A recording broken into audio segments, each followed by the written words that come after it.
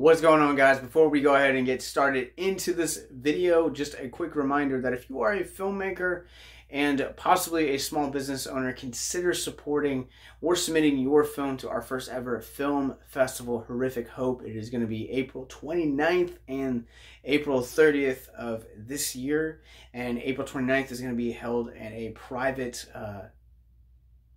streaming link, while the April 30th we will be streaming and in person doing the film festival at the Draft House, the Alamo Draft House in Winchester, Virginia. More details are in the descriptions below. And we hope you guys consider checking out this movie we're about to talk about.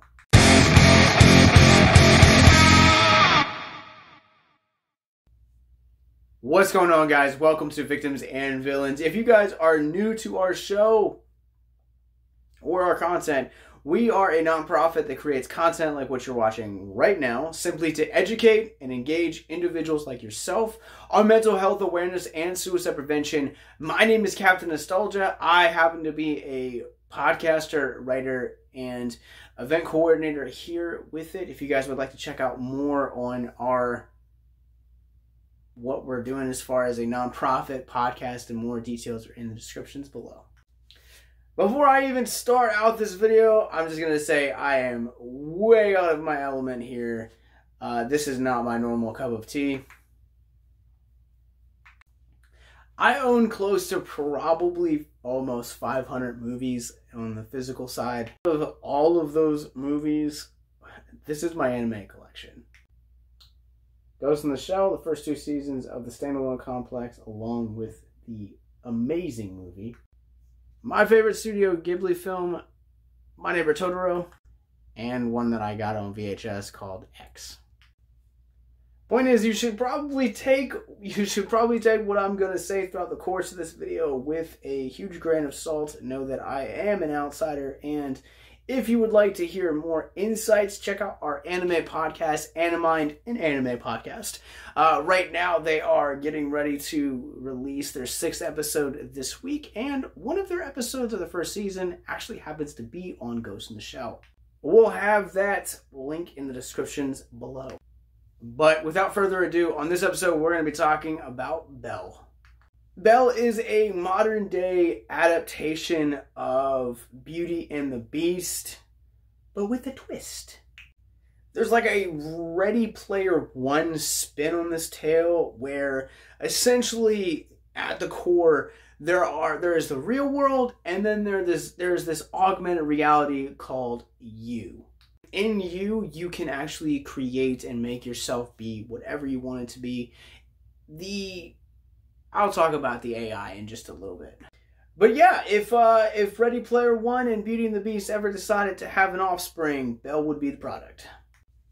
And let me just start off by saying, like, I don't know why I'm not more into anime. I don't know, it's just never been my cup of tea for whatever reason. I've tried on several different occasions to give it. But one thing that I truly love about the genre is how crisp and beautiful and just detailed the animation is. This haunting, ominous glow that's very brightly lit and just seems to infect every piece of anime, just material out there, whether it's series or movies. And in that respect, Belle is no exception.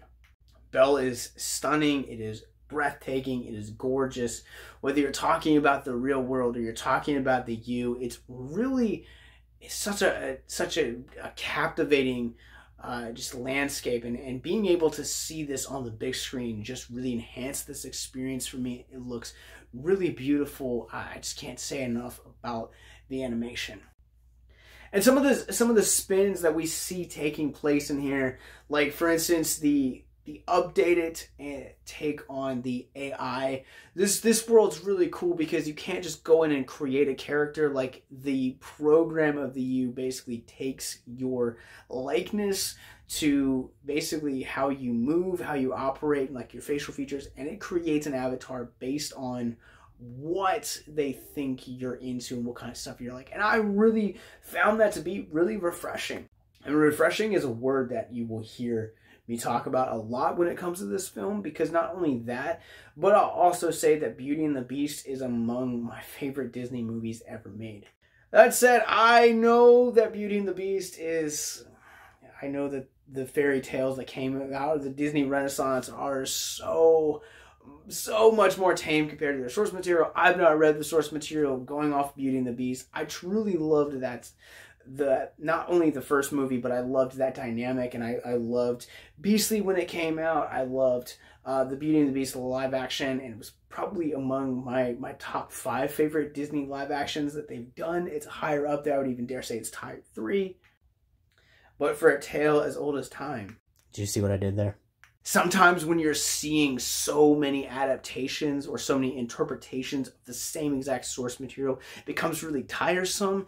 And what I liked about this was I liked the Ready Player One, the real world versus the you dynamic that this world had set up, that you really kind of do get to see these characters operate in here. And perhaps what is most heartbreaking is the Beast aspect of it that I'm not going to spoil for you. It's just really well done. It's very emotional, and it makes the climax not only drawing you as a viewer to almost tears, but also at the same point it also just really just tugs in your heartstrings, and it's heartbreaking. And the way that it ends is just, it feels like a complete emotional eclipse and ride that you've been on for the past 2 hours. Much like Disney, this one is also a musical. The lead protagonist is a pop star in the U, and I gotta say, my own opinions is that, like, anime music can sometimes be really weird, and that's not a diss, that's just an outsider kind of observing it. It is what it is. I'm sorry if I hurt anyone's feelings. I'm really sorry. Don't try and cancel me, please. But for this movie, I have to say that the musical numbers that are featured throughout the course of this are really not only well orchestrated, but well written lyrically. From someone that used to be a musician, lyrics meant a lot to me. From someone that still writes poetry, the lyrical content and the backbone of what you're trying to convey through a song still matters to me. Like I said in the Runner video that we did last week, music is really hard to capitalize on. It's really hard. It's really a niche thing. It's really hard to analyze. And what I liked, again, about so much about this is not only the writing in the film, but also the writing between the characters and the writing itself between the music. So I'm gonna run this through our Rorschach rating scale. I want to tell you, it's just go in with the expectation Ready Player One meets Beauty and the Beast, and just have no other expectations, because that's what it is. But it's so much more than that, and this is probably one of the coolest theatrical experiences I've had in a really long time, and I'm going to go ahead and give this one a 4 out of 5. It's really solid. There are a couple, because I'm so familiar with the Beauty and the Beast story, and I also am, this is not the first time we've seen augmented reality taking place in a medium of film. This movie can get kind of predictable in certain points, but I will say that the emotional investment that you have with these characters is so deep, and it's so true, and it's been so long since I've experienced something like this, so I really valued my time with this, despite some of its shortcomings. And now on to our mental health moments. If you guys are new to our content, mental health moment is where we will take a bit of mental health theme out of the movie or the medium that we're talking about, and just expand upon it for a couple minutes in the hopes that we encourage you guys. And my mental health moment for this has got to be our main protagonist. Her name is Suzu, and in the real world, she is Belle in the U. Perhaps what's really interesting to examine about her journey in particular is her journey for community. And not just community, but the right community, because we see throughout the course of this film where she's this mega pop star, but yet she keeps pursuing the beast. And that's what essentially the back half of this movie is her pursuing him, and then just keeping to pursue him because she knows there's something that's good at the heart of this. So it should be worth mentioning that hope and community, that they come in completely unexpected fashions.